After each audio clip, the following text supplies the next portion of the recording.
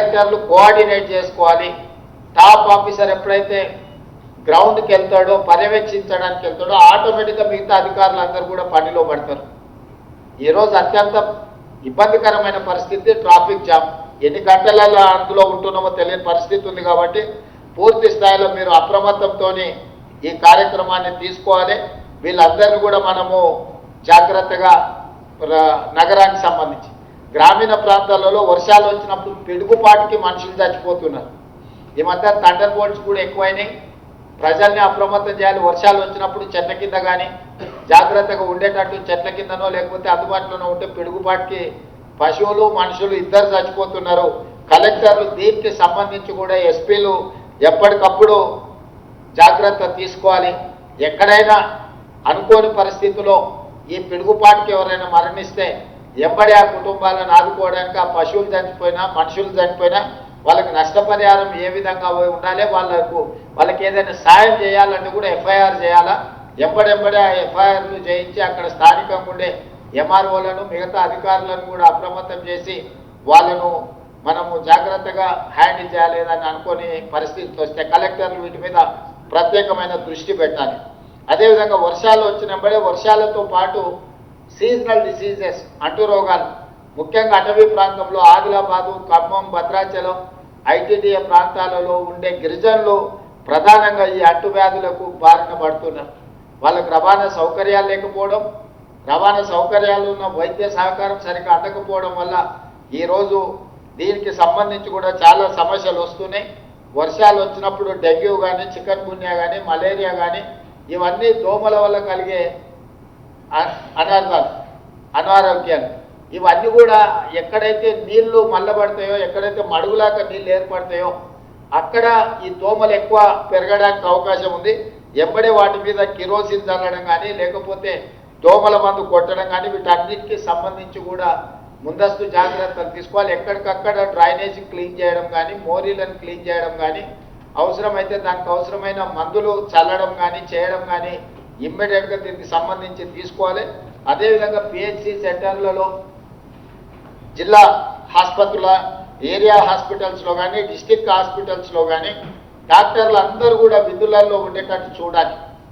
డాక్టర్లు ఎవరు ఆబ్సెంట్ అయినా, వైద్య సిబ్బంది రాకపోయినా కూడా ప్రజలకు అసౌకర్యం కలుగుతుంది. కాబట్టి కలెక్టర్స్ పర్యవేక్షించాలి. ప్రభుత్వ ఆసుపత్రుల్లో పనిచేస్తున్న డాక్టర్లను అప్రమత్తం చేయాలి. వాళ్ళందరూ కూడా విధులకు హాజరయ్యేటట్టు చూడాలి. అదేవిధంగా వాళ్ళకు మందులు అందుబాటులో కూడా ఉండేటట్టుగా చర్యలు తీసుకోవాలి. ఈ వైరల్ ఫీవర్స్ కూడా వచ్చే అవకాశం ఉంటుంది. దీనికి సంబంధించి కూడా మనం తీసుకోవాలి. అదే పశువులకు సంబంధించిన విషయాల్లో కూడా అప్రమత్తంగా ఉండుకుంటూ వాటిని కూడా మనము ఎక్కడికక్కడ వాటి పశువులకు కూడా ఇబ్బంది రాకుండా అక్కడ కింది స్థాయిలో ఉండే వెటర్నరీ డిపార్ట్మెంట్స్ని కూడా అప్రమత్తం చేసి దానికి సంబంధించిన చర్యలు కూడా తీసుకోవాలి. వెటర్నరీ డాక్టర్లు అందరినీ కూడా మనం పూర్తిగా అందుబాటులోకి ఉండాలి. మీరు ఎప్పటికప్పుడు కలెక్టర్లకు నా సూచన ఒకటే, మీరు సడన్ ఇన్స్పెక్షన్లు చేయవలసిందే. ప్రైమరీ హెల్త్ సెంటర్స్ కానీ, ఏరియా హెల్త్ సెంటర్స్ కానీ, డిస్ట్రిక్ట్ హాస్పిటల్స్ కానీ మీరు కలెక్టర్లు విధిగా మీరు పర్యవేక్షించాలి. మీరు సడన్ ఇన్స్పెక్షన్స్ చేయాల్సిందే. వెటర్నరీకి సంబంధించిన దాంట్లో కూడా మీరు ప్రత్యేకంగా దృష్టి పెట్టాలి. మీకు ఏఎల్సీలు, అడిషనల్ కలెక్టర్స్, లోకల్ బాడీస్ కూడా ఉన్నారు. వాళ్ళందరూ కూడా ఫీల్డ్ మీదకి వెళ్ళాలి. ఐఏఎస్ ఆఫీసర్లు ఎవరున్నా జిల్లా పరిధిలో మీరు క్షేత్రస్థాయిలో ఆపే పర్యటనలకు, సడన్ ఇన్స్పెక్షన్లకు ఖచ్చితంగా వెళ్లాల్సిందే. సెకండ్ హాఫ్ అంతా ఆఫీస్లో కూర్చోండి. ఫస్ట్ హాఫ్ పొద్దున్నే 7 o'clock లేసి మీరు ఫీల్డ్ మీద ఎప్పుడైతే ఇన్స్పెక్షన్స్ పోతారో మిగతా కింది స్థాయి సిబ్బంది కూడా అప్రమత్తంగా ఉంటారు.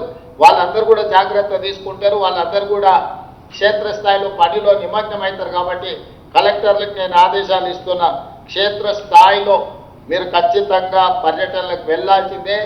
ఆకస్మిక తనిఖీలు చేయాల్సిందే. మన పేషీ నుంచి కూడా సీఎంఓ నుండి అధికారులకు కూడా నేను ఆదేశాలు ఇస్తున్నా. మీరు ఖచ్చితంగా మీ ఒక్కొక్క అధికారికి 2 జిల్లాలు ఇచ్చిన జిల్లా కలెక్టర్లు ఏం చేస్తుందో నివేదిక తయారు చేసి నాకు దృష్టిలో పెట్టాలి. సీఎంఓ అధికారులను, సిఎస్ గారిని నేను ఆదేశాలు ఇస్తున్నా. ప్రతిరోజు కలెక్టర్ల యొక్క కార్యాచరణ 33 జిల్లాలకు సంబంధించిన కలెక్టర్లు ఆ రోజు మొత్తం ఏం చేసిండ్రో నెక్స్ట్ డే పొద్దున నాకు రిపోర్ట్ పెట్టాలి. దాంతో ఏ కలెక్టర్ ఎక్కడ పోయిండు, ఏమైంది, ఏం సంగతి అనేది నాకు తెలుస్తుంది. కాబట్టి కలెక్టర్లను కూడా సిఎస్ గారిని సీఎంఓలు ఉండే అధికారులను పర్యవేక్షించమని చెప్పి నేను స్పష్టంగా చెప్తున్నా.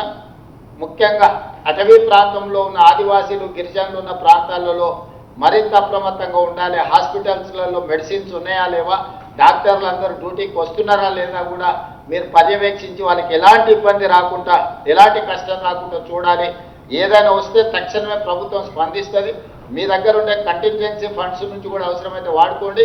ఏదైనా తక్కువ పడితే సిఎస్ గారికి చెప్పండి. ప్రభుత్వం వైపు నుంచి ఈచ్ కలెక్టర్ కొంత నిధులు కూడా రిలీజ్ చేయడానికి ప్రయత్నం చేస్తూ కలెక్టర్ గారికి కూడా నేను ఈ సందర్భంగా ఆదేశాలు ఇస్తున్నా.